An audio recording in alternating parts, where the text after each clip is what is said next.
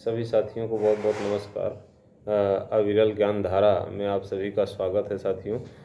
आज का जो हमारा विचार विमर्श का जो मुख्य टॉपिक है वो क्रोध के ऊपर है।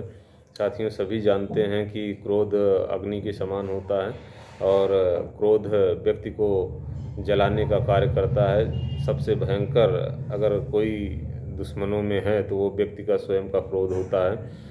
संसार की बड़ी बड़ी हानि और बड़े बड़े गलत कार्य क्रोध में व्यक्ति से हो जाते हैं। तो क्रोध के ऊपर थोड़ी सी संक्षिप्त चर्चा आज करेंगे। क्रोध को ख़त्म करने का सबसे बढ़िया तरीका ये है कि क्षमा करना, अपने अंदर क्षमा की भावना पैदा करना।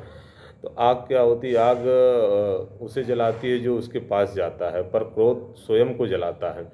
यदि तुम जमीन पर हाथ पटको तो पहले आपको ही चोट लगेगी। क्रोधी क्या होता है? क्रोधी दूसरे को नुकसान पीछे करता है, पहले अपने आप को आहत कर लेता है।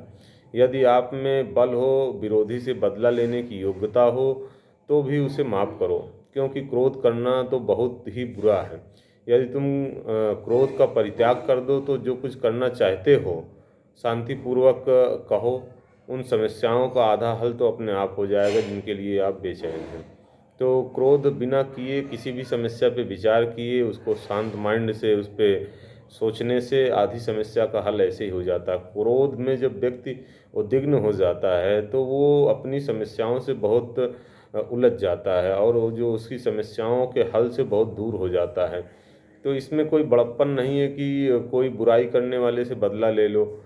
ऐसे तो चींटी भी कर सकती है। बड़ा हुआ है जो अपने शत्रुओं को क्षमा कर देता है।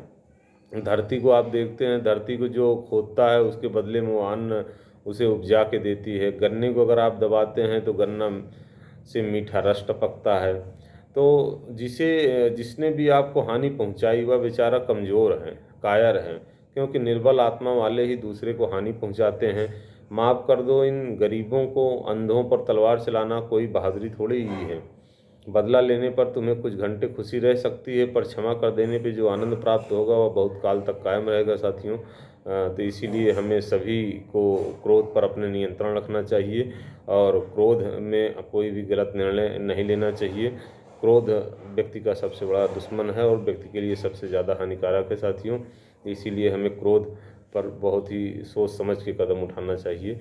और उम्मीद है कि आप सबको क्रोध के बारे में एक थोड़ी सी जानकारी मिली होगी। इसी के साथ आप सभी का बहुत बहुत धन्यवाद।